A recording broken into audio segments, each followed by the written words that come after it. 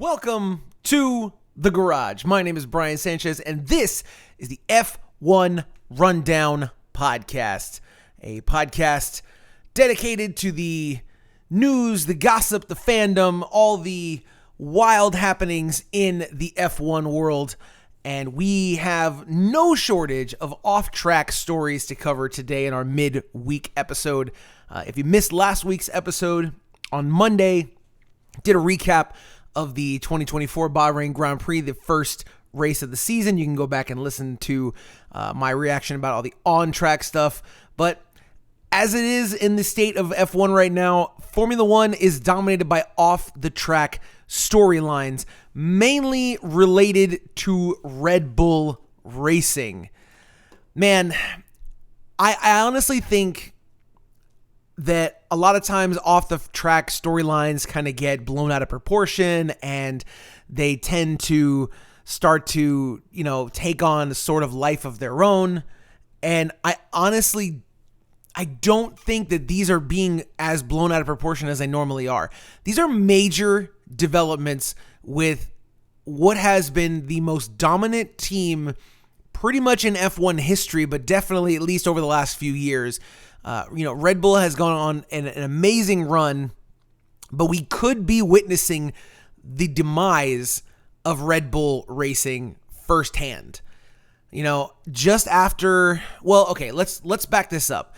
This all kind of started over the winter break. Just before the car launches, we had the story sort of break of Christian Horner, the team boss at Red Bull, was accused of sending inappropriate text messages, pictures, communications to a member of the Red Bull staff. We later, the rumors to be believed it was a female member of the staff, and this apparently went on for a substantial period of time.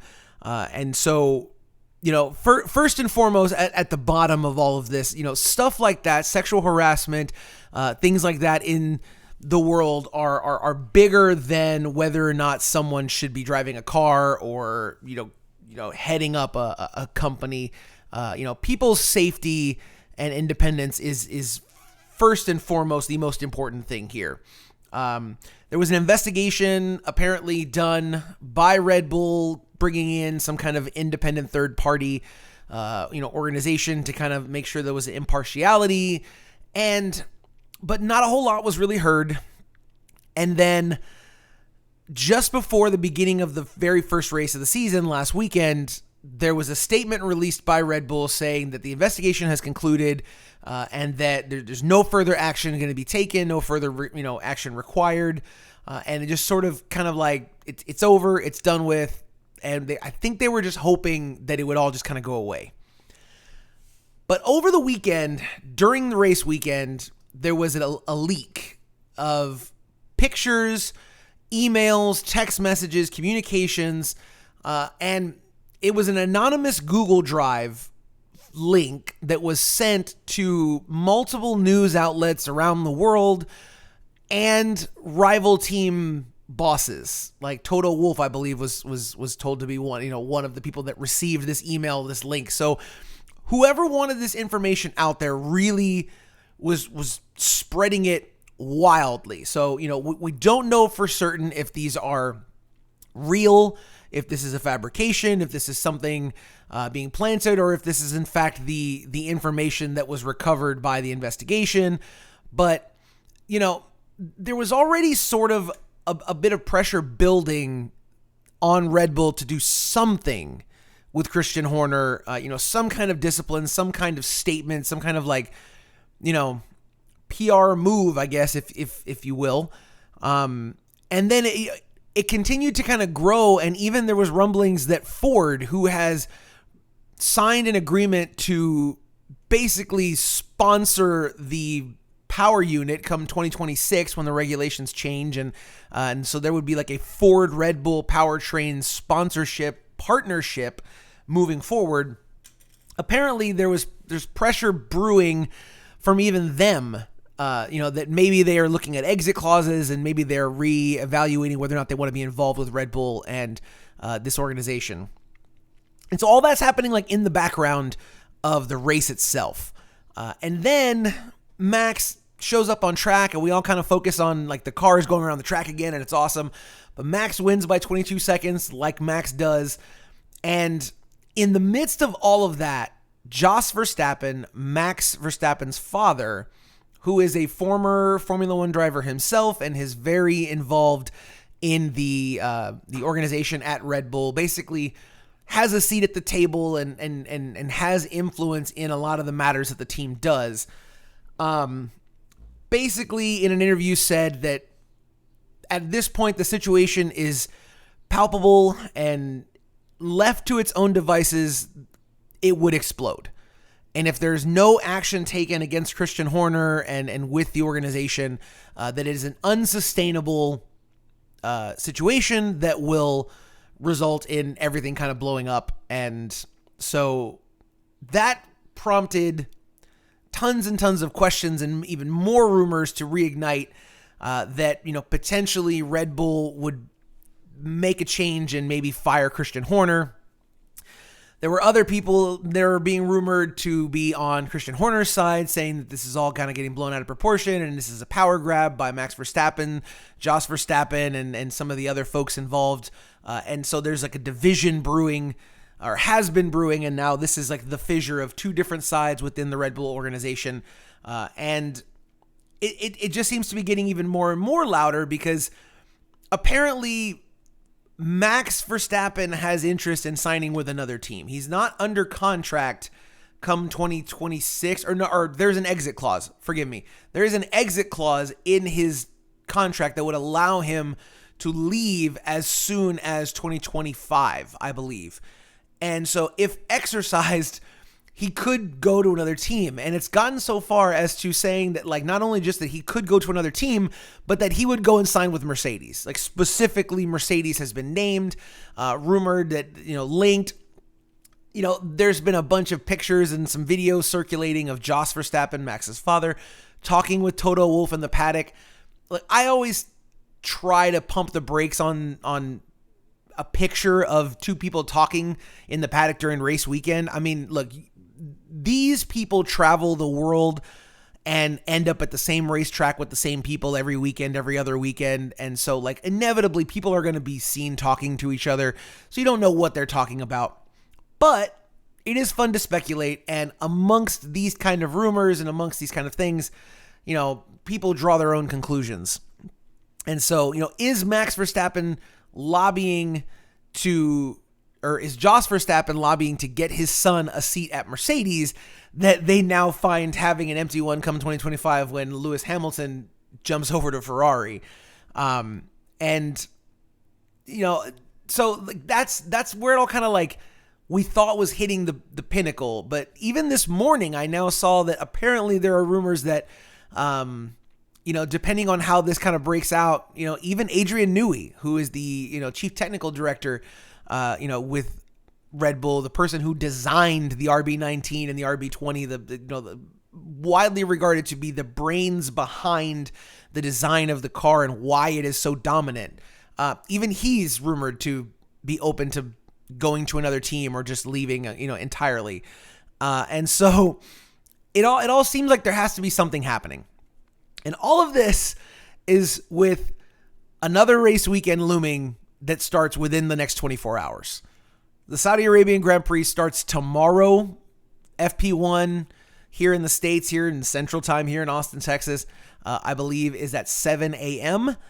And so all eyes will be on Red Bull to see if they make some kind of change. Like, look, I think if they were going to make a change, if they were just going to up and fire him, I think they would have probably done it already, at least before this race weekend. I could totally see them waiting until after the Saudi Arabian Grand Prix, and now you have a couple of weeks before the next event to sort all this out.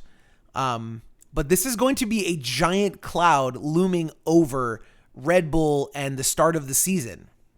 I don't think anyone really expects any of the other teams to get anywhere close to Red Bull this year or this season or this weekend on track. So the biggest headlines are not going to probably be who's going fastest in FP1, FP2, or even who qualifies on pole. Even if something happens, if Max gets beat, if Charles Leclerc or one of the Ferraris is able to to beat him to pole, I don't even think that will be the biggest story. I think every single camera, every moment of this weekend will be scrutinizing every single move that Jos Verstappen, Max Verstappen, Christian Horner, and Red Bull make. It's pretty wild. It is pretty wild. Again, look, we are not an insider podcast. We are not news breakers. We are not going to give you any kind of like scoop that you're not going to find somewhere else. Our podcast here, Signal Point Media, From the Garage, the F1 Rundown, all the other podcasts that I do, we are fans. We are a fan-based podcast. This is the equivalent of hanging out with your friends at the barbershop and talking about your favorite sports, your favorite interests, movies, things like that. And so, me personally, this is not based on any kind of insider knowledge, but me personally, I have a feeling that Christian Horner is going to be fired. I have a feeling that despite the over a decade, Christian Horner has been the team principal of Red Bull since day one. He was team principal when Sebastian Vettel was a young driver and winning a world championship with them. Christian Horner, you could make the argument, built Red Bull Racing into what it is, with the partnerships that he's brought in, with the sponsors, with the people that he has hired and maintained. But I do think ultimately, in this day and age, if there are questions regarding your personal conduct towards another staff member, particularly when you're a male and it's a female, employee making these accusations and stuff, I don't see how a brand is going to keep someone like that around. There's too much at stake. And I'm not just talking about advertising dollars. I'm talking about people's safety, people's respect for the organization. And if there are any kind of questions or if there's any truth to these allegations, then yes, Christian Horner deserves to be fired. Anyone in a position of power like that exploits their position, or engages in activity like that does not deserve to be the head of a racing organization as large as Red Bull, any organization for that matter. So unless they're able to find some way, unless he is in fact innocent and are able to find some way to definitively prove it, I think ultimately Christian Horner ends up not involved with Red Bull anymore. And so there, I've read a couple of reports and seen a couple of people talking about how, like, even if they do end up getting rid of Christian Horner, then Max could potentially leave regardless. And could you imagine, after the run that Red Bull has had, them leaving all of that on the table? I mean, it's mind-boggling. It's absolutely mind-boggling that Christian Horner, Max Verstappen, and potentially, countless other people could end up abandoning ship at Red Bull over this kind of stuff.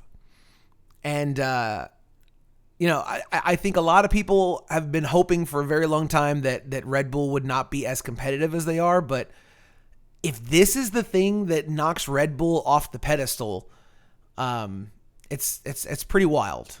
It is pretty wild, So it's something we will definitely continue to watch for the rest of the weekend, and as long as this continues to play out, and we'll have more reaction, as things come to light. But unfortunately, like I said in the race recap episode last week, I really wish that we would be talking about on track things leading into the second race of the year.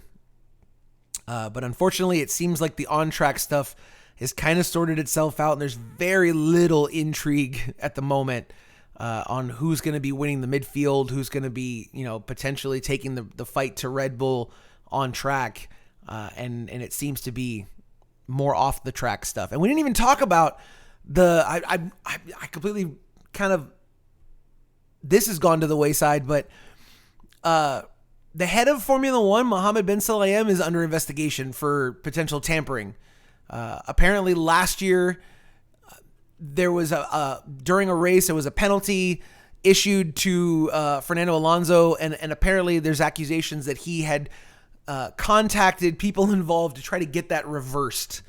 And so again, those are allegations, and that's a newly developing story that we will keep an eye on. But it just seems like there's more and more off-track things happening with Red Bull or with Formula One that's taking the focus away from the racing, which is very, very sad.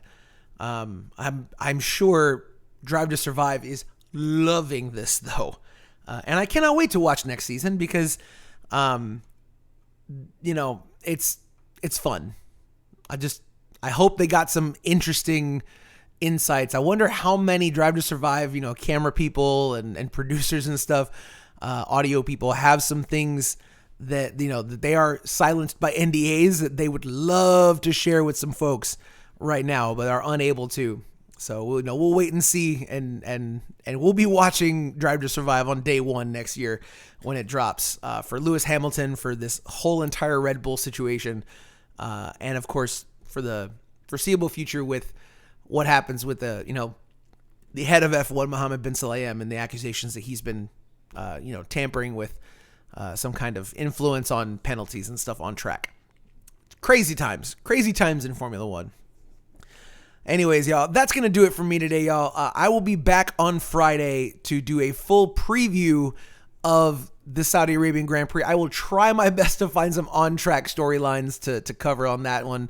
But until then, we're just going to have to keep an eye on Red Bull and see what happens, if there's any changes. And, of course, if there's anything new that pops up, I will definitely pop up and let you guys know, and we'll share some reactions. But let me know what y'all think. If you're watching this on YouTube, let me know in the comments, what do y'all think should be happening at Red Bull? Do you agree with Jos Verstappen? Do you agree with Christian Horner? Do you think this is being blown out of proportion? Do you think we need to wait and see more? What changes do you think? Or do you think Max and them should just leave altogether regardless of what happens? Because this is just an untenable situation.